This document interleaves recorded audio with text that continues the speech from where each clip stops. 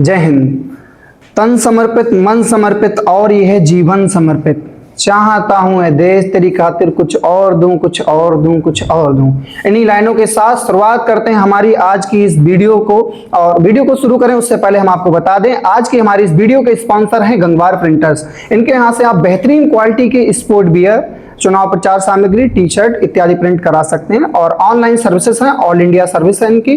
हर जगह इनका ऑर्डर आपके लिए पहुंच जाएगा। अधिक जानकारी के लिए आप स्टोर को विजिट कर सकते हैं या दी गई स्क्रीन पर जानकारी से आप वहां तक पहुंच सकते हैं।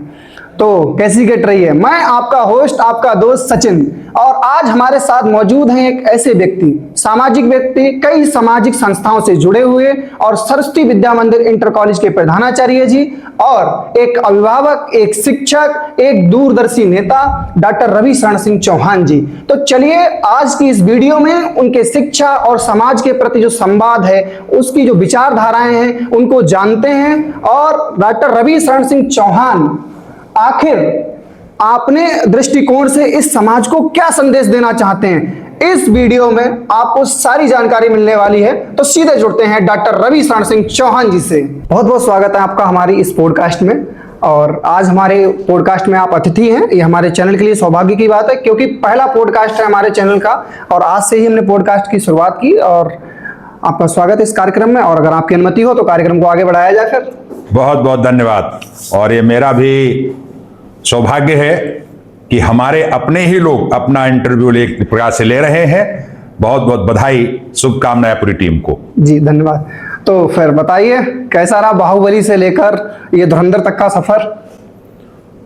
बाहुबली से धुरंधर तक का सफर, ये तो हमारे जो शिष्यगण हैं जी, जो हमारे बच्चे के समान हैं जी, उनका स्नेह है, ये प्यार भरा सम्मान है और अति उत्तम रहा, बहुत ही। अच्छा, मैं नोटिस कर रहा हूँ आपके जो विद्यार्थी हैं वो कहीं ना कहीं, पहले आपको जो नाम दिया बाहुबली, विद्यालय में आप आए 2016 में, और धीरे धीरे ये नाम सर्कुलेट होने लगा, बच्चों के बीच आया, धीरे धीरे शिक्षकों के पास पहुंचा, और हो सकता है कभी शिक्षक ने आपको आकर ना बताया हो कि आपका ये नाम पड़ चुका है। कब महसूस हुआ कि हमारा एक नाम चल रहा है बाहुबली? देखिए, एक बार आशुतोष जी ने जी, अपने इंटरव्यू में, आशुतोष मिश्रा जी ने, यूपी अपडेट 24, हाँ, उन्होंने एक बार प्रश्न किया था, हाँ, कि आपको बाहुबली लोग कहते हैं। जी जी। फिर रामलीला का उद्घाटन हुआ था, तो उसमें भी एक पेपर ने छापा था कि बाहुबली ने किया मेले का उद्घाटन। जी जी। तो तब से पता चला, और बाकी एक दो अभिभावकों ने बड़े प्यार से बोले, सर आपको पता है कि आपका उपनाम क्या है? तो हमने कहा बताइए क्या नाम है। तब पता चला कि लोग बाहुबली ऐसा कह रहे हैं। और आज की डेट में तो तमाम ऐसे लोग हैं जो इस बात को कहते हैं, प्रधानाचार्य का नाम कम लेते हैं, बोले कौन हो, बोले बाहुबली प्रधानाचार्य आ गए। एक बालक ने भी कविता बनाई, तो उसमें अभी लेटेस्ट पता चला कि एक उपनाम दूसरा धुरंधर भी रख दिया है। तो ये तो स्नेह है, बच्चों का प्यार है। अच्छा, ऐसा आप स्नेह के रूप में देखते हैं? स्नेह और क्या है, ये तो बच्चे स्नेह कर रहे हैं।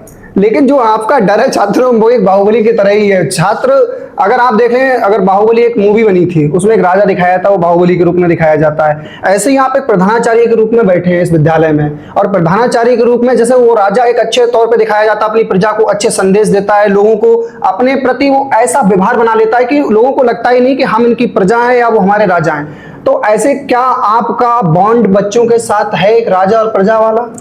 देखिए, यहाँ राजा प्रजा का सिस्टम लागू नहीं होता है जी।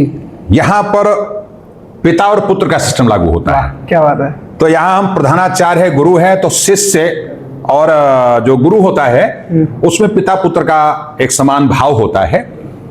तो इसलिए ये शिष्टाचार भी है कि जब हम शिक्षा के क्षेत्र में, यानी कि शिक्षण संस्थान में, यानी कि जब हम क्लास के अंदर होते हैं, जो टाइमिंग्स हमारी विद्यालय की है, तो उस समय थोड़ा सा एक दूरी रखना भी चाहिए और रहती भी है। बढ़िया। उसके बाद में फिर जो शिष्य हमारे लोग आते हैं, जैसे कि आप ही लोग हैं जी, बड़े स्नेह से मिल रहे हैं, बातचीत हो रही है। हाँ। ऐसे ही विद्यालय के बाद में फिर बच्चे ऐसा मिलते हैं कि जैसे अपने बड़े भाई से अपने पिता तुल्य प्रधानाचार्य से, अभिभावक से मिल रहे हो, तो ये स्नेह है। आपने बात की हम लोगों की, अभी प्रतीक भैया जब पॉडकास्ट करने वाले थे उससे जी। पहले बैठे थे, उन्होंने बोला था कि सर आपके सामने कैसे कंफर्ट फील कर सकते हैं, कि एक टाइम था कि आपकी आवाज सुन के कमरे में घुस जाते थे और आज आपके सामने बैठे हैं, तो कहीं ना कहीं बड़ी उपलब्धि हमारे लोगों के लिए। और अगर बात विद्या मंदिर की जाए तो मैं समझता हूँ जनपद ही नहीं बल्कि प्रदेश स्तर पर विद्यालय का नाम है, और इस नाम को बनाने के लिए क्या प्रयास रहते हैं? बहुत अच्छा प्रश्न है। देखिए, रिजल्ट का पक्ष एक नहीं होता है, परीक्षा परिणाम का एक पक्ष नहीं होता है जी, बहुआयामी होता है। इसमें शिक्षार्थी, अभिभावक यानी उसके माता पिता, उनके जो आसपास का वायुमंडल है वो, प्लस अध्यापक, प्रधानाचार्य, मैनेजमेंट, एक पूरा एनवायरनमेंट तैयार होता है, उस पर परीक्षा परिणाम 100% प्रभावी रहता है। जी, प्रयास का जो प्रश्न है, तो कोई भी स्कूल ये नहीं चाहता है कि हमारे स्कूल का परीक्षा परिणाम डाउन हो, लेकिन हम लोग अपना फर्ज मानते हैं। हम लोग ये मानते हैं, विद्या भारती अखिल भारतीय शिक्षण संस्थान है, ना वो नौकर रखती है, जी, ना वो सर्विस में रखती है। वो क्या कहते हैं कि आपको हम श्रम करना है, यानी पारिश्रमिक देती है, वेतन भी नहीं है, सैलरी भी नहीं है। तो हम लोग अपना नैतिक कर्तव्य मान करके, ये सब बच्चे हमारे अपने बच्चों के समान हैं, इस भाव से हम लोग पर परिश्रम करते हैं और परीक्षा परिणाम 100% आता है। आप बिल्कुल ठीक कह रहे हैं कि जनपद ही नहीं, पूरे प्रदेश में हम दूसरा तीसरा स्थान ला करके दिए। टॉप 10 की सूची में अपने बच्चे आते हैं प्रदेश और प्रदेश की सूची में, और जनपद में तो हमारे टॉप 10 में रहते ही हैं 10वीं और 12वीं की परीक्षा, 10वीं की बारीक परीक्षा में। बढ़िया। अच्छा, विद्या भारती का विद्यालय है सरस्वती विद्या मंदिर इंटर कॉलेज बीसलपुर में। आप 2016 में आए थे यहाँ पर, और उसके बाद आपके तरफ से आपको ऐसा क्या लगा था कि विद्यालय में पहले वो प्रयास नहीं थे, फिर आपने उन प्रयासों को किया और उनका परिणाम भी आपको देखने को मिला हो? देखिए, उदाहरण थोड़ा सा अलग है जी, लेकिन भारत के प्रधानमंत्री जो वर्तमान में यशस्वी नरेंद्र मोदी जी हैं, जी, इसके पहले भी तमाम प्रधानमंत्री हुए। हाँ, उस समय उनकी सोच क्या थी, आज वर्तमान में उनकी सोच क्या है, आज देश हमारा कहां जा रहा है। इसलिए तुलनात्मक मैं नहीं कर रहा हूं। हमारे जो भी प्रधानाचार्य जी यहां पर आए, उनने अनेकानेक प्रयास किए, बिल्डिंग का निर्माण किया, शिक्षण क्षेत्र में उन्होंने अनेकों ने काम किए। व्यक्ति की अपनी कुछ लाइफ स्टाइल होती है, व्यक्ति की अपनी कुछ सोच होती है, जी। व्यक्ति का अपना कुछ विजन होता है। तो हमारा जो विजन है कि वो ये है कि चहुमुखी विकास होना चाहिए, शिक्षा के क्षेत्र में होना चाहिए, स्पोर्ट्स के भी क्षेत्र में होना चाहिए, और साथ साथ में सामाजिकता के क्षेत्र में उनका विकास होना चाहिए। ऐसे हमने अनेकों प्रयास किए हैं, उसका परिणाम हम सबके सामने है। आपकी लोकप्रियता सरस्वती विद्या मंदिर इंटर कॉलेज में इतनी बढ़ गई कि क्षेत्र में भी लोग आपको जानते हैं और बहुत अच्छे से जानते हैं। आपको लगता है कि सरस्वती विद्या मंदिर इंटर कॉलेज जनपद में एकमात्र ऐसा विद्यालय है जो अन्य विद्यालयों से बहुत ज्यादा बेहतर है, या फिर आप ऐसा मान सकते हैं कि आपका विद्यालय भी अन्य विद्यालयों की तरह एवरेज है जो अच्छा परिणाम देते हैं? देखिए,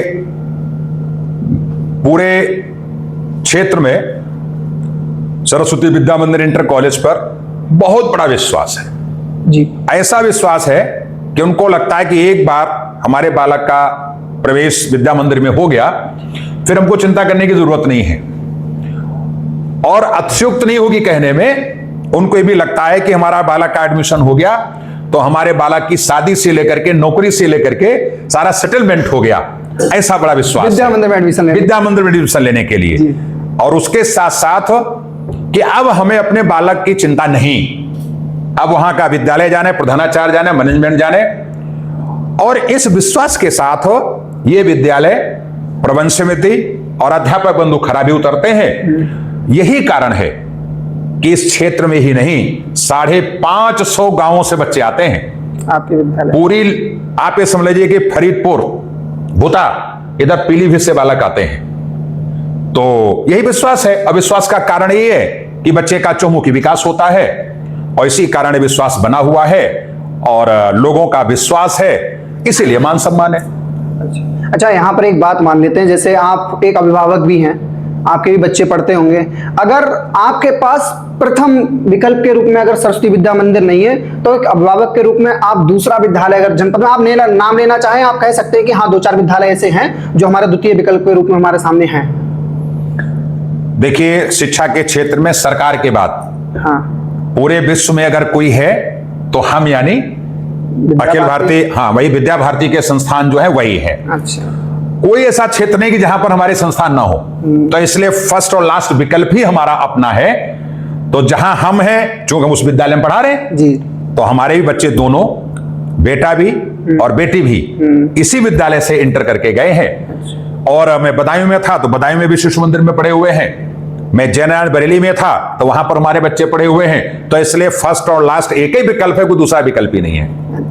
विद्या मंदिर बच्चे आते हैं पढ़ने, क्या रणनीति रहती है उनके परिणाम को बनाकर, उनकी शिक्षा को लेकर, स्वास्थ्य को लेकर, उनकी जितनी भी आवश्यकताएं हैं उनको लेकर क्या रणनीति बनाता है आपका विद्यालय, जो इतना भिन्न आप चले जाते हैं कि प्रदेश की जो 12वीं और 10वीं का परिणाम आता है तो एक नाम सुनने को मिलता है जनपद में कि सरस्वती विद्या मंदिर कॉलेज के बच्चे का भी एक नाम है। देखिए, आप सब लोग चूंकि प्रमाण के रूप में आप ही सब लोग बैठे हैं। विद्यार्थी जब घर से निकलता है तो संस्कार पक्ष माता पिता के पैर छू करके निकलता है। रास्ते में अगर कोई इसको दीन दुखी अगर असहाय दिखता है तो उसकी सेवा के लिए आगे बढ़ रुक जाता है, सेवा करके आगे बढ़ता है। विद्यालय के गेट पर आता है तो पहले गेट बंधन करता है, यानी कि विद्या मंदिर में जा रहा है, इसलिए आकर के वो गेट को, चौखट को प्रणाम करता, देहरी को प्रणाम करता है। अंदर संस्कार पक्ष शुरू हो गया, शिक्षा का क्षेत्र, सेवा का, समर्पण का क्षेत्र शुरू हो गया। इसके बाद आने के बाद फिर यहां पर उनके जो गुरुजन है उनको प्रणाम करता है। वंदना सत्र यानी आध्यात्मिक हमारी बेला होती है। आध्यात्मिक बेला में हम नेतृत्व की भी क्षमता सिखाते हैं, मां सरस्वती की वंदना करते हैं, प्रार्थना करते हैं, भारत माता की प्रार्थना करते हैं, एकात्मता स्त्रोत का वाचन करते हैं, जिसमें संपूर्ण प्रकृति का हम लोग उसमें स्मरण करते हैं। नदियों का करते हैं, पहाड़ों का करते हैं, वेद रामायण उपनिषद का करते हैं, यहां तक कि विदुषी जो हमारी मातृ शक्ति है उनका करते हैं। सामाजिक क्षेत्र में जिन्होंने भी आज तक काम किया है उनका हम स्मरण करते हैं। इसके कारण हम सब लोग एक संस्कार पक्ष को, आध्यात्मिक, नैतिक, शारीरिक, इन सब क्षेत्र में आगे हैं। फिर स्पोर्ट्स के क्षेत्र में आगे हैं। फिर विषय सा हमारी अलग अलग पढ़ाई होती है। गुणवत्ता सुधार करने के लिए हम लोग टेस्ट लेते हैं, प्री बोर्ड्स वगैरह कराते हैं और घर तक संपर्क करने का भी प्रयत्न करते हैं, जिसके कारण हमारा परीक्षा परिणाम उत्तम रहता है। अच्छा, आपने या फिर विद्यालय की तरफ से कभी, जैसे कह सकते हैं असहाय विद्यार्थी हैं, उनके प्रति क्या रहता है आपका, या फिर मदद की हो समाज में, हम लोगों को नहीं पता हो, आप बताना चाहेंगे? बहुत अच्छा प्रश्न है। जैसा कुछ लोगों को लगता है कि पब्लिक स्कूल की जैसा ही विद्यालय होगा,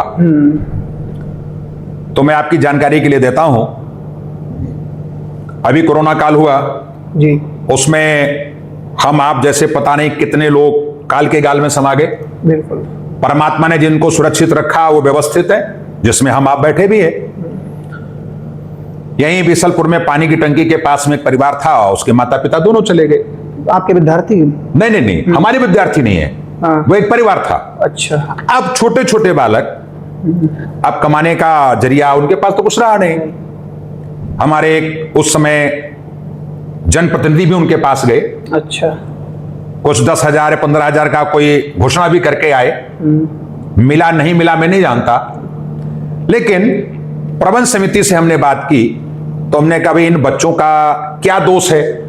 आप ये देखिए, जब बच्चे 1 साल बाद पढ़ने लायक हुए, उन तीनों बच्चों का, 2 बालिका 1 बालक, उनका एडमिशन शिशु मंदिर में कराया। उसके बाद में बालिका विद्या मंदिर में अर्चना मैडम प्रिंसिपल है, वो उनके कोषाध्यक्ष प्रबंध समिति ने मिलकर के उसको कराया और हमारे विद्यालय ने कराया।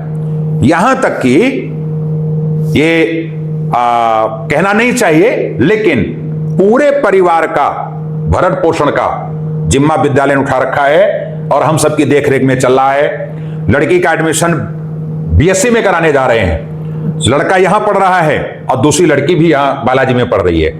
एक तो सामाजिक कार्य थोड़ा छोटा सा हुआ, ये बात नहीं करनी चाहिए थी, लेकिन आपने प्रश्न किया इसलिए बता रहा हूं, जरूरी है, क्योंकि उदाहरण है यहां का। ऐसे तमाम विद्यार्थी जिनके माता पिता नहीं है, या कैंसर से पीड़ित हैं, या कोई हारी बीमारी और बहुत भयंकर है, हम शुल्क मुक्त करते हैं। उसके साथ साथ में अगर आवश्यकता पड़ती है तो कुछ और भी मदद करते हैं। यही नहीं, कॉपी किताबों भी हम उनको उपलब्ध कराते हैं। आईआईटी नीट की कोचिंग चलवा रहे हैं, जिस पर लगभग 1.25 करोड़ रुपए अभी तक हम खर्च कर चुके हैं। एक साल फ्री चलाया, दूसरी साल न्यूनतम 8-7 हजार रुपए केवल वर्ष भर की, यानी बेसिक चीजें तैयार करा करके उनको हम दे रहे हैं। इतना ही नहीं, इसके अलावा अब तक हम लोग 250 से लगभग 2700 मोतियाबिंद के ऑपरेशन विभिन्न गांवों के जो सरल सुलभ नहीं था उनके लिए, और आज से नहीं, हम 2014-15 से करा रहे हैं। 2700 के आसपास मोतियाबिंद का ऑपरेशन करा चुके हैं। इतना ही नहीं, बराबर में बालाजी मंदिर है। बालाजी मंदिर का आप हाल देख लीजिए, वहां की पूजा सिस्टम की पद्धति देख लीजिए, जो वहां का खर्चा है ये सब पूरा विद्यालय और अपने सबके सहयोग से चल रहा है। गरीब लड़कियों की शादी का जब होता है उसमें भी विद्यालय सहयोग करता है। हरिद्वार ऋषिकेश आपदा प्रबंधन में जब कहीं जो भी आवश्यकता पड़ती है, विद्यालय सामाजिक सरोकार में भरपूर योगदान करता है। और प्रधानाचार्य योगदान करता है, आचार्य करते हैं, बच्चे करते हैं, अभिभावक करते हैं। पिछले दिनों में जब बाढ़ आई थी, भोजन की बात आई, तीनों विद्यालयों ने अपने अपने पूरे लंगर चला दिए। भोजन के पैकेट विद्यार्थियों से भी मंगाए गए और बाढ़ पीड़ितों को दिया गया। इस प्रकार के सामाजिक कार्य हम सब लोग निरंतर करते चले आ रहे हैं, कर रहे हैं, आगे करते रहेंगे। जैसा आपने बताया विद्यार्थियों से पैकेट मंगाए, खाना आया होगा या राशन आया होगा, लोग स्वीकार करते हैं? अरे बड़े सहजता के साथ लोग बड़े प्रेम से उसको स्वीकार किया। प्रसाद मान करके, विद्या मंदिर से आया है, लोग प्रसाद मान करके उसको स्वीकार किया। अच्छा, विद्या भारती के अंतर्गत विद्या मंदिर से आप इतने सारे कार्य करते हैं, कभी सरकार ने आपको प्रोत्साहन के रूप में कोई पुरस्कार इत्यादि? देखिए, सरकार, हम विद्या मंदिर में काम करते हैं इसलिए नहीं, सरकार का मानक सबके लिए होता है जी। तो उत्तर प्रदेश सरकार राज्य पुरस्कार, मुख्यमंत्री पुरस्कार के लिए आवेदन मांगती है। तो उसमें पूरे उत्तर प्रदेश के जो शिक्षक, प्रधानाचार्य, ये लोग आवेदन करते हैं। तो हमने भी आवेदन किया था। तो ये चूंकि विद्या भारती में काम करते करते सामाजिक सरोकार में हम लगे रहते हैं। हाँ। और मनुष्य एक सामाजिक प्राणी है, बिल्कुल, और समाज सेवा के क्षेत्र में हम लोग अग्रणी भी माने जाते हैं। तो उसका प्रमाण पत्र उत्तर प्रदेश की सरकार, माननीय योगी आदित्यनाथ जी जो मुख्यमंत्री हैं, राज्यपाल महोदया जी ने हमको बेस्ट शिक्षक अवार्ड से नवाजा, मुख्यमंत्री पुरस्कार से नवाजा, और लखनऊ में बुला करके हमको सम्मानित किया। नगद धनराशि यानी चेक के माध्यम से, प्रशस्ति पत्र, मां सरस्वती का बहुत अच्छा सुंदर सा प्यारा मूर्ति, साल उठा करके प्रशस्ति पत्र देकर के उन्होंने सम्मानित किया। पश्चिमी उत्तर प्रदेश से आप मान लीजिए केवल 2 लोगों का नाम था, जिसमें एक मैं था। व्यक्तिगत पुरस्कार था ये व्यक्तिगत पुरस्कार कह सकते हैं, लेकिन ये शिक्षा के यानी पूरे विद्यालय का, पूरे उत्तर प्रदेश के पुरस्कार से नवाजा गया। ये बेस्ट शिक्षक अवार्ड का मुख्यमंत्री पुरस्कार से नवाजा गया। आपके बच्चों के कुछ प्रश्न हैं, अभी मैं उन्हें पूछ लेता हूं। और उससे पहले मैं ये जानना चाहूंगा, जैसे अभी आपने सर्वांगीण विकास की बात की, तो सर्वांगीण विकास में देखा जाए, अब पहले का बच्चा बहुत तैयारी करता था। 19 अगर 2000 पहले देखा है, 2000 से पहले की बात की जाए, बहुत तैयारी करता था। 60 और 65% बहुत मैक्सिमम नंबर माने जाते थे। फिर 2000 की बात की जाए तो बच्चा बहुत मेहनत करता था, एक अच्छा परिणाम ला पाता था। लेकिन आजकल देखा जा रहा है बच्चा घर पे लेटा है, बस पढ़ रहा है, मोबाइल चला रहा है, और वो एक अच्छा परिणाम नहीं करा पा रहा है। हाँ, हालांकि टॉप नहीं कर पा रहा है, वो अलग की चीज है, लेकिन परिणाम ला पा रहा है। तो ये शिक्षा का जो स्तर है वो गिरा है कि बढ़ा है, समझ नहीं आ रहा है। देखिए, शिक्षा का स्तर गिरा नहीं है जी। शिक्षा का स्तर बढ़ा है। हम लोगों की जो सोच है वो डाउन हुई है। हमने शिक्षा को खेल समझ लिया है कि हम पढ़ लेंगे, पास हो जाएंगे जी। तो खाली पढ़ना, पास होना ये मायने नहीं रखता। जब हमारा लक्ष्य ही नहीं है, जब जिसका लक्ष्य नहीं होगा तो उसका होगा खाली पास हो जाएंगे और ठीक हो जाएगा। जैसे टीवी में विज्ञापन की पप्पू पास हो गया तो ऐसे ही पता नहीं कितने पप्पू पास हो रहे हैं जी। और सरकार पर बोझ बन रहे हैं और रोजगार मांग रहे हैं। लेकिन शिक्षा का महत्व जो पहले था वही आज है, वही आगे होने वाला है। हमारा एक लोगो मान लीजिए या एक ध्येय वाक्य मान लीजिए जी। सर्व शिक्षा का उदय, सर्वत्र विजय। तो सर्व शिक्षा का उदय मतलब यानी सर्वांगीण विकास जब हमारा होगा जी। जब हम चहुमुखी विकास की ओर जाएंगे, हर प्रकार की शिक्षा से शिक्षित होंगे, प्रशिक्षित होंगे, तो फिर हमारे विकास को कोई रोक नहीं सकता। एक बच्चे ने पूछा है, सर इतना स्ट्रिक्ट होने का कारण क्या है? देखिए, पिता जो होता है या गुरु होता है वो कुम्हार जैसा होता है। तो कुम्हार क्या करता है? घड़ा बनाता है जी। या कोई मिट्टी का बर्तन बनाता है, तो ऊपर से वो सख्त होता है लेकिन अंदर से बड़ा सहृदय होता है। तो क्या करता है, अगर वो लोटा बना रहा है या वो मटकी बना रहा है या कोई भी पात्र बना, तो नीचे से वो हाथ लगा लेता है और ऊपर से थपकी देता है। क्यों? उसके आकार को संभालना है, उसको व्यवस्थित करना है जी। उसकी प्रतिभा को निखारना है, यानी उसकी जो एनर्जी है, जो चिकनापन है, या हम कह लीजिए कि उसकी ऊर्जा को संवारना है। सही। तो इसलिए लोगों को लगता है कि हम सख्त हैं, तो जहां शक्ति की आवश्यकता होती वहां मैं सख्त भी रहता हूं, लेकिन अपने बच्चों के लिए माँ बाप या गुरु कभी सख्त नहीं होता। ठीक है सर, आपके विद्यालय में वार्षिक उत्सव हुआ करता था जी। वो बच्चे पूछ रहे इस बार होगा या नहीं होगा? हाँ होगा, हमने पहले भी कराया था और फिर कराएंगे। वार्षिक उत्सव होगा, विद्या मंदिर के छात्रों के लिए एक खुशखबरी है कि आपका वार्षिक उत्सव होगा। ये हम घोषणा भी कर चुके हैं। अच्छा। और इस बार तो बहुत व्यवस्थित और बहुत बड़े कार्यक्रम करने वाले हैं और सबकी सहभागिता होने वाली है। तो ये तो आपके विद्यालय और शिक्षा से संबंधित बातें हो गई, लेकिन एक चीज देखी गई कि 2022 का इलेक्शन आया और इलेक्शन में आप कुछ समय तक यहाँ पर रहे, फिर आपका ट्रांसफर हो गया और आज फिर 22 के बाद 27 में इलेक्शन है और आप इस क्षेत्र में पुनः वापसी आपकी हुई है। तो हम क्या ऐसा मान लें कि आप इस बार के जो 130 विधानसभा बीसलपुर का इलेक्शन है उसमें अपनी दावेदारी पेश कर रहे हैं?